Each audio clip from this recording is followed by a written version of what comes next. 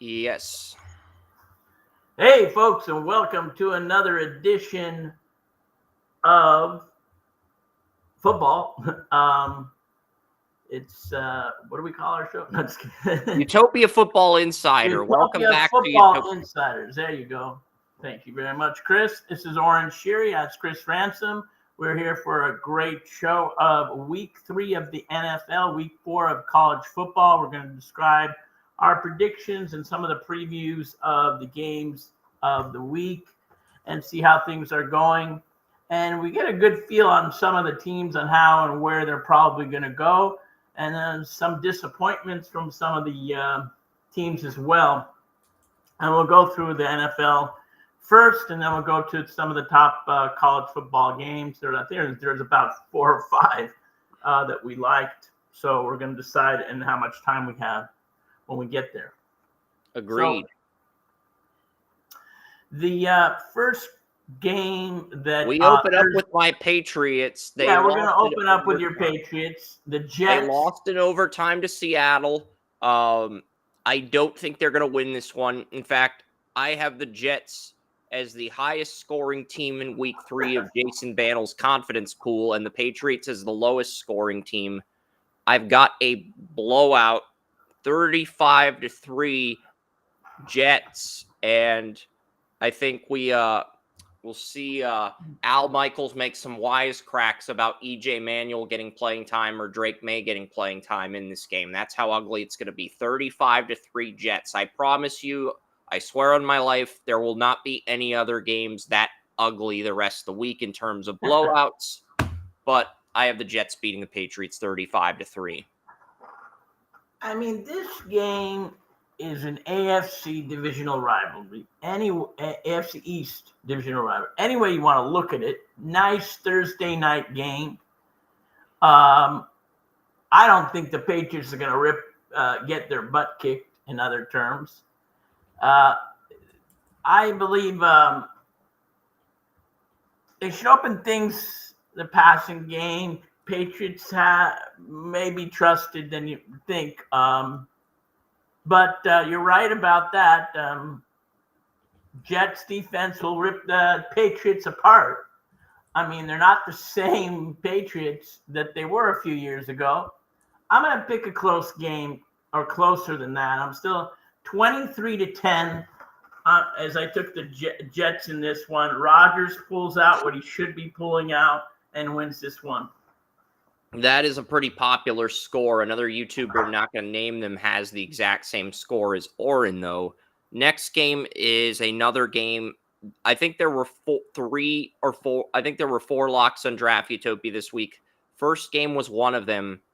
The second game is Giants-Browns.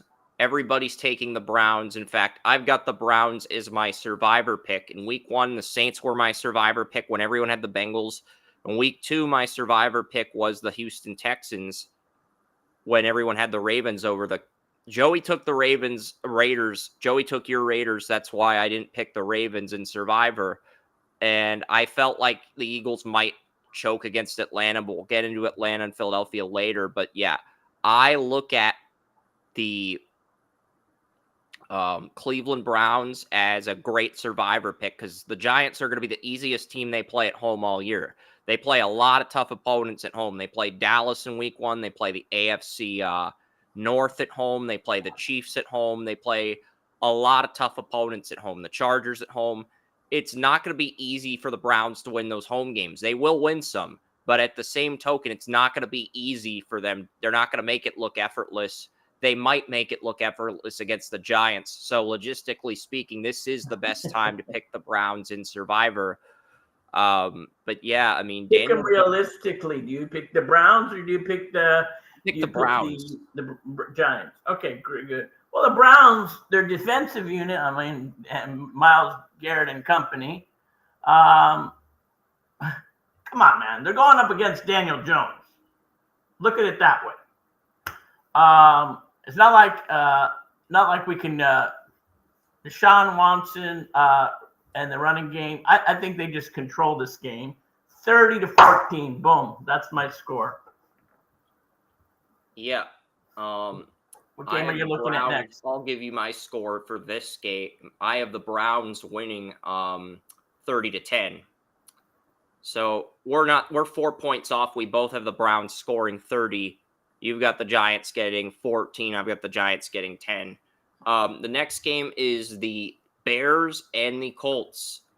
Oren has the Colts getting a win this week, but I'm going to tell you why I like the Bears to pull the upset. The Colts, they do have a lot of injuries right now, and some of those injuries, Leatu Latu and DeForest Buckner are injured. Both got injured in week 2. The Colts don't have their number 1 corner, Juju Brents, for the rest of the year. I like the Chicago Bears to play spoiler. And I like the Bears 24-20. The over-under's 46.5. I think the under's going to hit. I don't see either quarterback getting 27 to 30 points, neither Anthony Richardson or Caleb. But I think Caleb does just enough to lead the Bears to a surprise upset, and I do not trust this Colts secondary. The Bears have some good players in their secondary. Tyreek Stevenson, Jalen Johnson, a lot of those guys stepped up against the Titans in week 1. I think we see the same this week in another defensive game, but I like the Bears to go on the road and defeat the Indianapolis Colts. Go ahead, Oren. Tell us why I'm wrong about this game and why the Colts are going to win. Again, I'm going to run back to your Caleb Williams, overrated. But anyway, I'm going to skip that for a moment. If the Bears win, they will win again with their defense, not with their quarterback. If he's lucky, he'll get another 1 touchdown. He's not going to improve that quickly. He's not going to get 24 points himself. The defense has to step up again and get 14 points. If they do that, what they did if they did that in week 1, no problem. It ain't going to happen. That's basically why I feel they'll lose. You're right, in them getting about 16 to 20 points. The Bears are not going to get 24, to 20. Let's do this. I'll make it easier for you. They get the 2 touchdowns, one from the defense, one from Caleb Williams, and a field goal, and I'll have them get 17 points, and Indianapolis will win 20-17. All right. Texans, that's fair. Majority of the staff did take the Colts 4-3, with 4 out of 7 taking the Colts. Texans face the Vikings in Minnesota. I think this is going to be a high-scoring game. I like the over here. Over-under is 46.5. I think both teams are going to score 20 points, so I have the over. And I've got the Texans winning by 8, 28-20. I mean, the Bears were able to hold. I think the Bears only won by like 9 or 10 points against the Bears. I watched the game. I remember watching the game. I remember watching Caleb Williams ignore CJ Stroud's trying to mentor Caleb, give him advice, and he's just ignoring him. That did rub me the wrong way. I should take the Colts for that reason alone, but I'm not gonna. I like the Texans to beat the Vikings. Justin Jefferson should play after getting injured. Yeah, the Texans only won by 6, 19-13. But, Minnesota's secondary is worse than the Bears. The Bears have a really good cornerback room with Jalen Johnson, Tyreek Stevenson, and Kyler Gordon. We're not talking about the Bears. I know we're not talking about the Bears, but I'm just saying since we're talking about the Texans. Yes. We're talking about the Texans. They beat the Bears 19-13, but I was going to say briefly that the Bears have a better secondary than the Vikings. The Vikings do not have a good secondary. A lot of their corners, Mekhi Becton, season-ending IR after a great rookie year. I think the Texans are going to carve the Vikings secondary. I think Stroud's going to have 300 yards this year in this game. And I'm going to say at least 2 touchdowns through the air, maybe 3. And Mixon might get 100 yards too. Mixon's had a really good start to the year, Oren. So I like the Texans 28-20 over the Vikings. Yeah, just some off-season news as they swapped, actually, in a trade, 2 pass rushers, Daniel Hunter for Jonathan Greenard. that was done.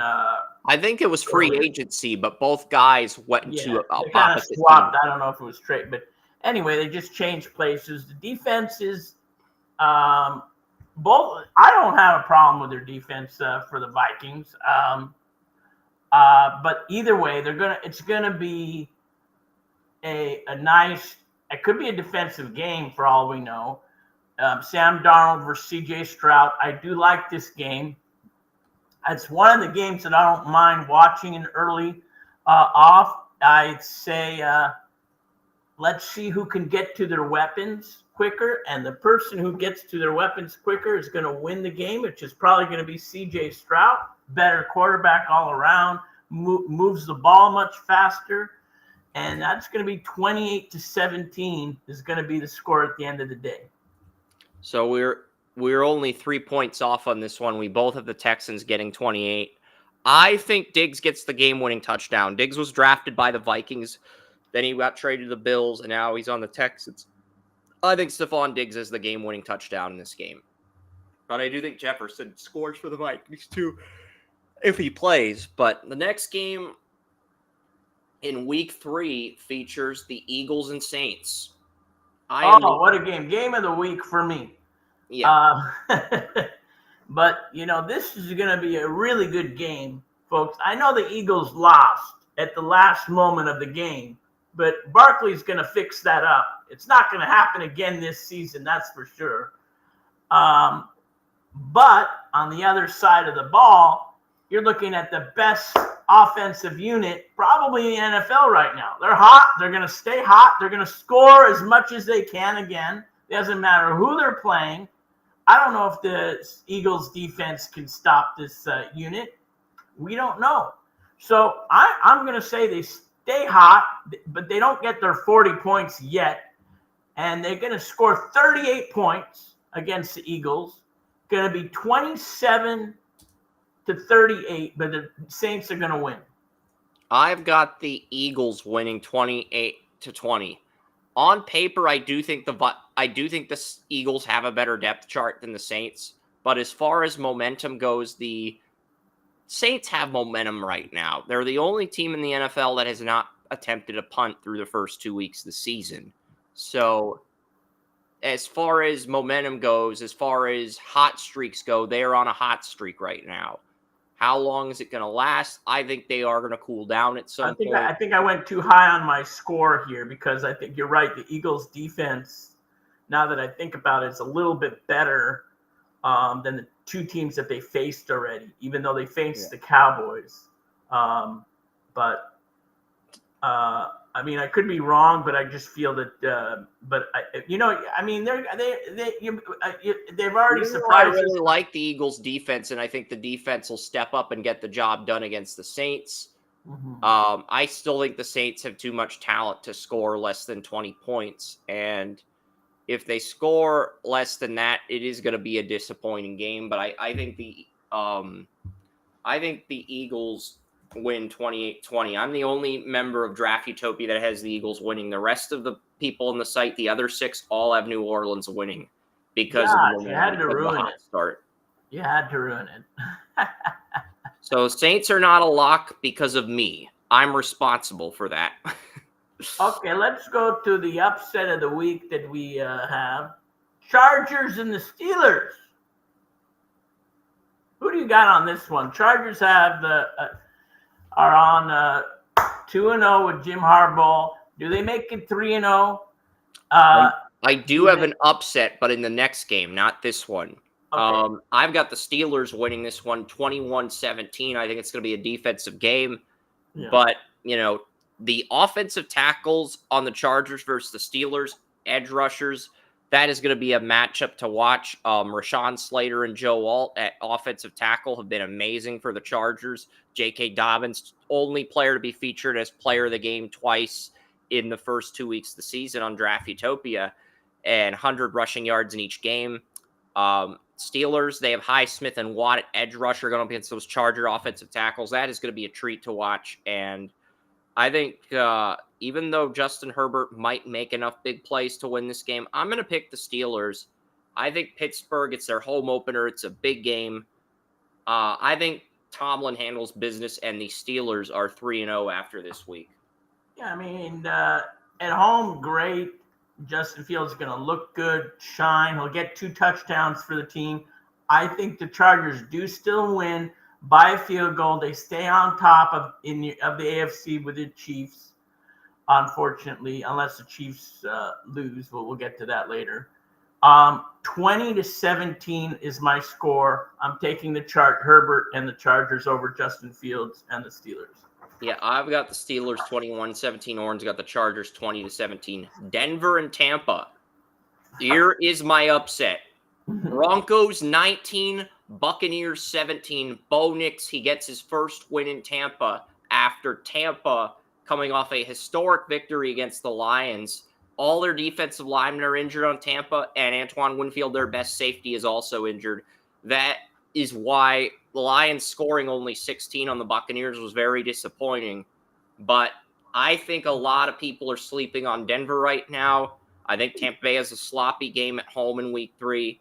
And I think the Broncos, they go into Tampa and they surprise the Buccaneers 19-17. And the Broncos get their first win of the year in week 3. Everybody else on the site has the Buccaneers winning, and for obvious reasons.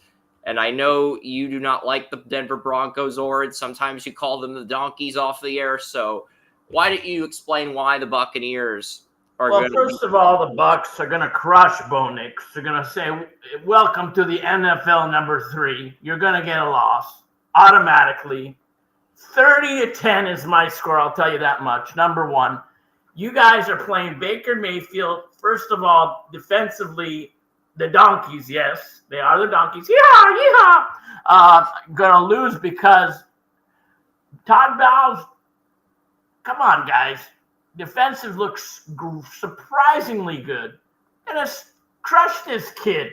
He doesn't even look good. He should have got selected in the 3rd round, not right after. He got selected because it was the only one left. So, I had a 3rd round grade on Bo Nix, but I moved him up to the 2nd round because I liked what I saw at the Senior Bowl. But I had a 2nd round grade on him. I had the other 5 quarterbacks all getting picked ahead of him. The Broncos had Nix as the 3rd best QB behind Williams and May. So maybe anyway, Williams and Daniels. Yeah, I mean, I just feel his first, not saying down the road he won't be good. His first year, and probably his 2nd year, he's not going to be great. And in order to do well, especially in the AFC West, you got to be great. You're in the same division as Mahomes and Herbert. And if Minshew and O'Connell get lucky, they get lucky. But no, sorry, but that was not the best situation. You're putting him not in the best situation here as well. They don't have the best line. You're putting him in a bad situation, Chris. Yeah, I do like Denver's offensive line. They have Garrett Bowles and they have McGlinchey, Ben Powers. They did lose their starting center, Lloyd Cushenberry, the Titans. I don't feel like Denver got an adequate replacement in free agency or the draft, but they do have Quinn Miners at right guard. I like the tackles and guards. Center could be a position Denver upgrades at. But Vita Vea, the Buccaneers' best defensive tackle, got injured in week 2, left the game. You're going to tell me right now Baker Mayfield with Liam Cohen blocking for him right up front is lesser than that. Liam Cohen is the Buccaneers' offensive coordinator. Yes, that's what I'm saying. So I'm saying Baker Mayfield is blocked for Baker Mayfield. So you're going to say that structure is going to be less than what's going on in the Broncos. Denver's pass rush is sneaky underrated, and I think Patrick Surtain's going to blanket Mike Evans. If Godwin steps up like he did against Detroit, against Denver's number 2 corner, they have a chance to steal the game. But right now, I like the Broncos. This is one of my upsets for week number 3, and I know I'm going to get a lot more. At least with the Eagles Saints, you can understand my thought process with the Eagles having a better team on paper. Maybe not the team with the momentum, but you can at least understand. With this, you're thinking, what the heck is this guy thinking? taking the Broncos. No, I mean, if you're betting, great. Maybe you'll get lucky, but I don't know. I can't say much. All right, let's move to the 4:00 games, guys. No, there's one more 1 p.m. game. It's Packers-Titans. Did I skip something? Oh, yeah, Packers-Titans. And we skipped Raiders-Panthers. So there's a few 1 p.m. games and Seahawks-Dolphins. Okay, we'll get to them. I'm jumping a little bit ahead of myself. Okay, the Packers-Titans, I've got the Packers winning 17-16. The Titans are 1.5-point favorites, but I think Malik Willis, he goes into Tennessee. And this is a revenge game for Malik Willis. He beats the team that drafted him 17-16 in a nail-biter. You're the only one taking the Titans. They are the favorite to win. I'm going to take 17-16 Titans. You'll love that score. Anyway, yeah. Malik, yes, it is a revenge game for Malik Willis. Jordan Love is probably going to be hurt for the next couple of weeks. But Will Levis is not bad. He's not bad. I'd take him ahead of what we got over here in Las Vegas. Titans, the lean though, they're on the running game, Pollard, and you'll see what we can do. I do like the Titans here in this game, but it's going to be a close game, like you said. Titans not going to fall in this game. Packers are. It's just.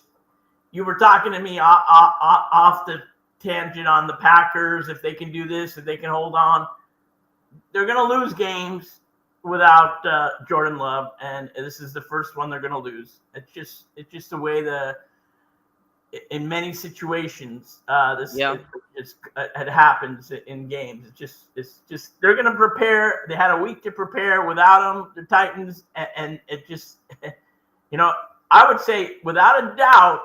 If Jordan Love was there, without a doubt, Packers are going to win. Now it's like, we'll keep it as close game. I'm going to have the Titans win. Fair enough. Next game is the Panthers and the Raiders. And before the Panthers decided to bench Bryce Young on Monday, I actually did have Carolina winning in an upset. But because the Panthers benched Bryce Young, I now have the Raiders winning. And I have the Raiders winning a defensive game. 19-10, Raider Nation defeats the Panthers. Okay. You forgot to mention who their quarterback is. Bryce Young is Andy Dalton is the quarterback. Dalton, veteran, whatever, 20 years in the NFL now. I think he became in the NFL, I would say back in 1998, right? Something like that, it seems like. 2011 draft with Kaepernick. That's right, 2011. But it just seems like that. I'm just saying. It does seem like that. But anyway, 2011, 13th-year vet, redhead big time. Don't mean to rush on that. He's the difference between you're not going to get somebody running out of the backfield. You're going to get a standard QB. I even think Minshew's going to have more moves than Dalton in this one. If Minshew played like he did last week, you better watch out because it's going to really get a little bit of movement. Problem is, the defensive unit for the Panthers, there is none. They're not playing the same team, the Ravens. They're not playing the Ravens. That's why it's going to be 24-10. They'll get a touchdown. 24-10 Raiders. All right. Next game is Seattle and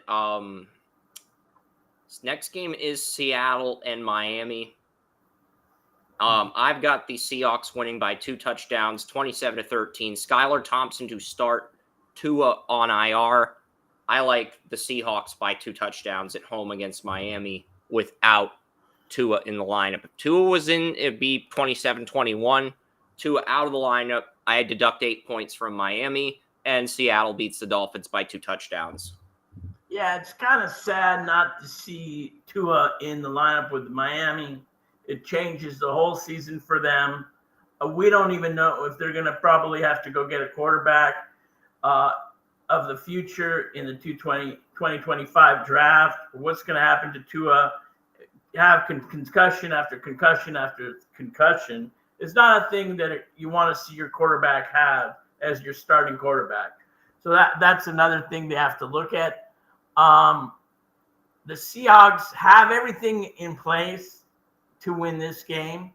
They are on top of their division now. I just feel they're going to improve to 3-0, take the game easily. I'm going to go really, I cannot even give them a touchdown here. I don't know how it's going to be for the Dolphins. I really don't, Chris. I really don't. So I'm going to go Seahawks win 24-9. All right. Next up, we're finally on the afternoon games. Lions, Cardinals in Arizona. This individual game is my highest scoring game of the week. After the Jets, who I have scoring 35 on the Patriots, my two highest scoring teams are, in fact, the Lions and Cardinals. I do like the Lions to win, but I think the Cardinals cover the spread. The Lions are currently favored by 4. I think that's too high. I have the Lions defeating the Cardinals 34-31. Yeah, this is a good game too, folks. It's a really improvement to see the Cardinals doing well this season. It was kind of surprising to me in general. Kyler Murray looks like a very successful quarterback, and guess what? He's playing at home. Don't get me wrong. I feel it could be high scoring, Chris, but it's going to be a lot closer than people think. It's going to be a really good battle. Jared Goff versus Kyle Murray. Lions look incredible last season. Do they stay on top? I know they lost one game. They're 1-1. I think they do. I think they return and do win this game. But it's going to be really close, 30-27 Lions, and I think they both get touchdowns. Both look good on offense. It's really could be back and forth, kind of like what we saw on Monday night. I agree with that. Up next, it is the Ravens Cowboys. I do have the Ravens winning this game. It is a big game. I mean, I think it's going to come right down to the wire. Most of our staff does have the Cowboys winning. I think only 2 other people besides me picked the Ravens, but the Cowboys entered as 1-point favorites. Now the Ravens are 1-point favorites. I've got the Ravens in overtime, 27-21, winning in overtime, needing overtime to beat the Dallas Cowboys. Lamar Jackson's track record on the road against NFC teams is phenomenal. 20-1 in his career against NFC teams. The one loss came to the Giants. And, I believe that the Giants that year were in London. And so Lamar Jackson has never lost to an NFC team on North American soil. He lost to the Giants in London during Brian Dable's rookie year as head coach 2 years ago. But he has not lost to an NFC team on North American soil. It's not going to happen now. Lamar Jackson, I still believe the Ravens will win the Super Bowl. I know they're 0-2. I know their backs are against the wall. I know the next 3 games are going to be tough. At Dallas versus the Buffalo Bills. At Cincinnati. And then after they host the Commanders in Week 6, they get the Buccaneers in Monday Night Football and the Browns in Cleveland on a short week. I know it's a brutal schedule. I'm aware. I still believe the Ravens are going to turn things around, and it starts against the Dallas Cowboys this Sunday. So, all around, Ravens look incredible now. I don't know why they're losing. It's not like that. It just lost. They lost. A real loss was last week. The first game, who knows? That's beside myself. But they're losing by situational mistakes, not by big attributes that are all around them. You have Lamar Jackson, like you mentioned, Derrick Henry, and look at the receiving core. Ravens' strengths are going to win this game, and they're going to find gaps between the Cowboys and find their weaknesses. Dak Prescott is not going to make a difference in this game. Sorry, folks. Sorry, Cowgirl fans, as Cowboy fans. But basically, the dynamic running skills are going to be headed Derrick Henry's way this week. And it's just going to be 27-17. I'm going to give him a 10-point spread. I know some people might say, oh, it's going to be a little bit closer game. No, folks. Cowboys in the beginning of the season were jumped that high, but now they're going to come and just float by. And that's the season for Dallas. And it's going to be close. That NFC East is going to be a tight division to see who comes out at the end of the thing. And I don't think it's going to be the Cowboys this season. It's interesting because, you, me, Bantle, and West took the Ravens over the Cowboys. But what's interesting is in Tony Mario's power rankings this week, he said that there's only going to be one NFC East team in the playoffs. And I think you're starting to agree with that sentiment. There will only be one team coming out of the NFC East for the playoffs. And it's probably going to be whoever wins the division between the Cowboys and Eagles. That's going to represent the NFC East in the playoffs. And the other team's probably going to miss the playoffs entirely because right now Tony's wild cards are the Saints, the 49ers, and the Lions, assuming the Buccaneers and Vikings and Seahawks can hold pat. And there's still a lot of football left to be played. A lot can change in the coming weeks, but if things do hold pat, there is a very real possibility, or we only see one NFC East team in the playoffs. Yeah, I mean, I don't even know if the Cowboys. I mean, still. I mean, I don't think the Giants are going to stand by there, but it's just that division is just melted, and we'll see what the Eagles do here this week, and still a long ways before the season completes. Yep, 49ers and Rams. Both another division game. A lot of players on IR. A lot of players on IR for both teams, 49ers and Rams. I do like the 49ers, even without Christian McCaffrey, Deebo Samuel. Kittle got injured against the Vikings. I'm going to go 24-20. Listen, a lot of people are betting on the 49ers, and 74% of the public. The 49ers spread was 3.5. It's moved up to 7.5 due to all the Rams injuries. I think the 49ers win, but I think this is an overreaction by Vegas to move the spread up from 3.5 to 7.5. I have the Niners winning by 4, 24-20. I'm taking the over. Over-under's 43. I'm taking the over. And I think the Rams cover the spread but lose straight up to San Francisco. Niners are 2-1 after this week. Niners, I think, are one of the road locks on Draft Utopia in week number 3. Yeah, I mean, the Rams defense should get ripped apart here. Even with the injuries. I mean, Brock Purdy knows how to throw the ball, and there's weapons, and Purdy will rebound from his rough game he had last week with Minnesota. I just also, giving the ball, and then Nick Bosa probably get on Stafford, but because you're right, he's missing 2 of his best weapons. So he's also missing Higbee, the tight end. Puka Nacua, Kupp, and Higbee are all injured, either on IR, the PUP list, or just inactive. Right. So 49ers win big here. Unfortunately, LA fans, you'll have another team to win, the Chargers. But the Rams fans, 31-10. Okay, 31-10. I like that. I like that score. It's a bold prediction. Chiefs Falcons Sunday Night Football. Game of the week. We could see the Falcons win, and then Samuel L. Jackson go on IG Live.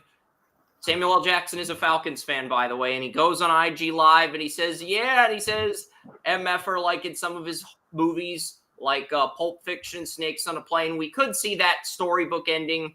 We're not going to see that storybook ending. Chiefs, 24-19. They beat the Falcons by 5 points. And, I think it's going to be the Chiefs that end up prevailing here. Patrick Mahomes, Travis Kelce is in a funk right now. The first 2 weeks, he's got to get out of that funk. I think he does. And Sorry Rob about the Blake, fantasy owners for Travis Kelce. I mean, what does he have, like 10 points through 2 games? he's got like 4 receptions, 51 yards through 2 games. It's an ugly number. That's all I'm going to say. But Rob Blake, who called the Browns Jaguars game last week, is going to be calling the Chiefs Falcons game on Sunday. I don't think anyway, I mean, yeah. was So involved in it. there's 2 stars, and actually they're both in that quarterback thing on what are the Netflix or whatever was streaming. Cousins and Mahomes, the quarterback Cousins and youth Mahomes thing. are the quarterbacks, co-stars on that quarterback game. And Mariota, who was on the Falcons at the time, was the 3rd co-star in that QBU movie. And probably ironic the tight because ends Cousins will is be now on the too. Falcons. You're gonna let me talk, thank you. Go ahead. So the tight ends will be in the new tight end series. But anyway, Cleese and Pitts are the. But anyway, I feel it'll be a game against the offensive units. It'll be very close, like kind of like what you said. I just I don't know what happened with the Chiefs. I don't know if they're getting any assistance at anything at any rate. We got that's interesting. Besides to mention that. Yeah, the Falcons have a better record in games officiated by Rob Blake than the Chiefs. The Chiefs are 2-0 in games officiated by Rob Blake. The Falcons are 3-0 in games officiated by Rob Blake. So, well, they played one more game. Yeah. But the thing is, I think we both had the Chiefs here. I would love to see, don't get me wrong, I'd love to see the Falcons win. It would be great if they have another superior win like they did last week to take them above the Chiefs. And we cannot see, and I don't see the Chiefs going undefeated this year either, even though they are probably still one of the best teams in I've the got NFL. the Chiefs at 15-2, losing to Buffalo and Cleveland on the road later in the season. And but they are in Atlanta, and it's a very hard place to play. So they're not at home. You cannot be secure taking the Chiefs 100% here. So I'm going to take the Chiefs 27-24. I thought you took the Falcons to win this. Did I take the Falcons? Okay, switch it up. Falcons 27-24. Yeah, I've got the Chiefs 24-19, but either way, I do expect the Chiefs to win. And, it'll be interesting to see how this game goes down. But yeah, I like the Chiefs. I just think there's too much talent. I mean, the Chiefs aren't going to have Pacheco and Clyde Edwards-Helaire. Both of them are on IR. So 3rd string running back Carson Steele's the starter. 4th string running back Samaj Perrine's the backup. And Keontae Ingram's the 3rd string running back. Chiefs also signed Kareem Hunt to the practice squad. So Chiefs are adding some depth at running back with their starter and backup running back injured. And if the Falcons pass defense shows up, plays like it did against Philly, they do have a chance to steal this one. But I'm going 24-19 Chiefs. Monday Night Football, Bills, Jaguars. We have 2 Monday night games this week. I like the Bills in the first one. Josh Allen is the cover photo for Week 3 predictions this week. Patrick Mahomes, Aiden Hutchinson are the other 2 cover photos for the year so far. And I like the Bills 28-20 over the Jaguars on Monday Night Football. So that is interesting how they have 2 games this early, but they've had 2 games in Week 3 each of the last 2 years. They've had 2 games in Week 3 on Monday Night Football, one on ABC, the other on ESPN. So the early game, like 45 minutes early, Josh Allen and company will have no problem beating Trevor Lawrence and company. Trevor Lawrence does not look good this year. Don't fall asleep on me. I'm not falling asleep. I don't know why I yawned. I'm focused. We got 2 games left. The defensive unit the Bills will step up a little bit over the Jaguars, get to Lawrence. I don't see too much strength, and the defensive unit won't put too much pressure on the Bills. I do think that he'll still be able to get a couple touchdowns, keep it a close game. 28-17 will be my score at the end of the day. They will cover the spread, the Bills. Yeah, the spread's 4.5. Bills should cover that pretty easily. Commanders, Bengals. The over-under in this one is 47.5. I am barely taking the under. I think it's going to be a defensive game, but I like the Bengals by 15. 31-16. Bengals beat the Commanders with T. Higgins probably back from his hamstring injury that caused him to miss the first 2 weeks. Joe Burrow, Jaden Daniels. This is nice. It's a nice game to see where Jaden Daniels is. Where Burrow is this year, we'll see what happens. However, see how Cincinnati secondary doesn't get ripped like they did in Kansas City. But I just feel that Bengals pull out a win here, and they win, I would say, 24, let's say 24-16. And that's my score for that. Yeah. Those are the scores for the NFL games, and yeah. So let's move to the college games, because kind of we have a lot to get to with the college games this week. We got a lot of games to get to. I think the biggest one is the SEC matchup between. We'll start with the Friday game. Actually, let's start with Illinois, Nebraska. Get to that last? We'll start with Illinois, Nebraska. Illinois, Nebraska. Friday night game. You have number 24 is going into Cornhusker country. And Illinois is 3-0. Nebraska's 3-0. I mean, it's interesting. I don't know which team is really going to survive in the Big Ten that long. But you got to love this freshman, Dylan Raiola. He looks great. He looks fantastic, actually. If they win here, I would say you look at him at the 27 quarterbacks to come out of school, and you look at that and you put them on your chart. So we don't know how good all these other teams are going to be later on, but if Nebraska starts winning these games, I'd say they have a better chance of commanding their own thing. And who knows? I mean, if they win the big teams that they got to play in the future, like I don't know if they're playing Michigan or Ohio State, USC, but if it comes down to those 3 teams, when they get into it, they could be one of the top teams in this division and go into the playoffs as well. They do have that spirit. I'm taking Nebraska hands down, 24-10. Yeah, next game is Saturday afternoon, USC Michigan. I like the USC Trojans to defeat the Michigan Wolverines. I'm aware Michigan does have some really good NFL prospects, but I like the Trojans. Miller Moss. I just talked about this game on Under the Bleachers before recording ended there, and yeah, I think the Trojans are going to go into Ann Arbor and beat the Wolverines.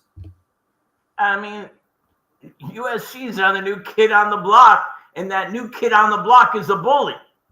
And I hate to be the pushover, but if you look at the bowl games in histories, USC has won a few of these people. Michigan does not look like the same team they were last year. A lot of them left. It's not the same team. And right now they look like on the bottom. I can't believe they're even ranked. And they won't be ranked if USC rips them apart, which they're probably going to do, like Chris said. But I'll say it here. 31-16. USC Trojans take it away in the big house, folks. And that don't happen very much, but it will. Yep. Last game is. Let's go to before we go to the last game. There's actually 2 more games I like to talk about. All right, why don't we talk about those games and we'll save the headline game for last at the end. Let's do the Utah. I want to talk about a Big 12 game. I mentioned this. Yes, Utah, Oklahoma State. This game is Utah, great. Oklahoma State. They're both ranked ahead of the 2 other games that we talked about. Actually, Utah's 12. Oklahoma State is 14. Just curious, Oren, is this a 12 p.m. start time or is this a 3:30 game? This is a 1 p.m. start time, 4 p.m. for you. Actually, there's big implications on this because one of these 2 teams can win this division or this conference, I should say. Utah is also the new kid on the block because they're the top echelon of the Pac-12 that's coming in from that division. And I just see the Utes kind of playing this in such a close game. This could be a battle to the end because I just feel 2 teams, they're making a rise and want to put a clamp and put a star on the division. There's no Texas, there's no Oklahoma in this conference anymore. Here you go. We're giving the platter to you. They're going to be the top, even though they might not be big name schools yet. They will be, after this game, going to be 31-30, and the Utes going to pull it out. Yeah, I'm going to disagree with you here. This is probably the only game we'll disagree on, but I like the Oklahoma State Cowboys. I still think Utah wins the Big 12 championship, but I have Oklahoma State winning at home against Utah. I think Ole Gordon, running back, is going to first-round running back in this year's NFL draft, is going to run wild on this Utah Utes defense. Do you want to go over one more game before we get to our big game of the week? Yeah, you know what? Should we put Clemson on the map? We'll put Clemson on the map because they've been hitting the last 3-4 weeks. And Dabo Swinney pulls out a win here because it keeps them operating. NC State, who's up and down as well. I get the Wolfpack. Their pheasant hasn't been as good, but I just feel that the defense here of Clemson just pulls out a victory. 27-17 is my prediction. Yeah, I'll take Clemson over NC State.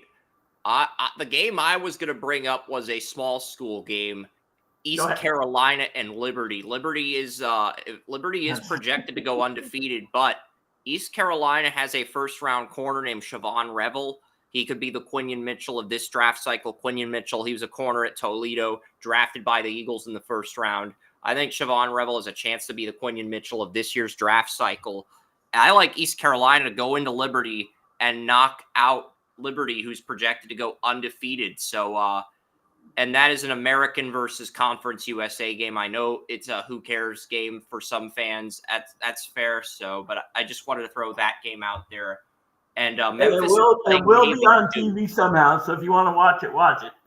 Yeah, Memphis is playing Navy. That's a big game because there's only 3 undefeateds in the Atlantic: Army, Navy, and Memphis. It'd be crazy if Army and Navy were undefeated in the final week of the season. Both teams were in position for that last playoff spot. It's not going to happen, but it'd be a crazy storyline for the college football world if that happened. But yeah, I am going to go with East Carolina and Memphis to win this weekend. But yeah, let's get to the. You want to talk about an ACC game? Okay. Georgia Tech, Louisville, folks. I like Louisville in that one. And yeah, so I agree with you here on that one. I'm not going to go into depth on that one because we just talked about Quincy Riley, Louisville, Thor Griffin, a lot of good players in Louisville's defense. Okay, let's go to our game of the week in college football. That's Tennessee goes to Oklahoma. Oklahoma is now in the ACC, and this is really their first test, Oklahoma. And it's a debut for them. And will they play incredible here? That remains to be seen. But I just see these Rocky Man top. Tennessee wins 37-24. And the Orange battle and the Okie boys are sour in this one. And it kind of is a bummer, but number 6 going to move up to number 3. But Oklahoma going to stay in the top 25, move down to about 17 or 20 in this. But it's going to be a good battle, to see in the first half. But I just feel that basically Tennessee is on top of their game. And they haven't been on top of their game since 10 years or something like that. But I just feel the way it's going here for the SEC, they better look out, because this could be one of the top teams when it comes down to it. I would love to see Alabama face them at the end, towards the end of the season. I agree with you, Oren. It is going to be one of the best games of the week. I like the Tennessee Volunteers, Nico Imaleva. He's currently my top quarterback in the 2026 NFL draft, and I believe he will get the job done. So I believe Tennessee beats Oklahoma. I'm going to go 27-14. Rocky Top Vols win. My dad's alma mater. They get the job done against Oklahoma. Peyton Manning's alma mater. We named our dog after Peyton Manning. Our yellow lab, when we moved to Pittsburgh, we named him at Peyton. Some of our family members called him Peytonus, but yeah.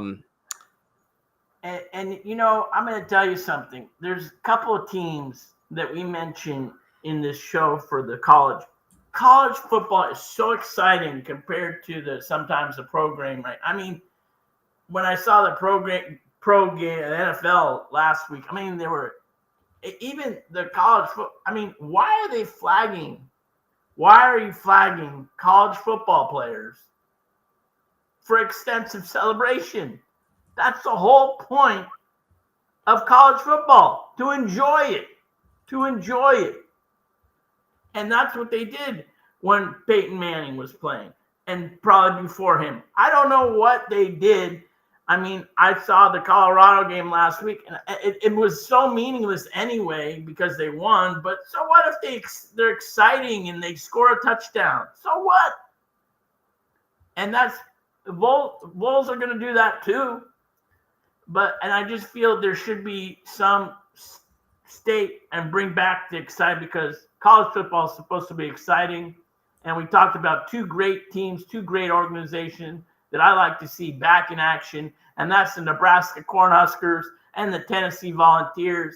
It's wonderful to see these guys back if they go back to the top 10. And USC and Trojans too.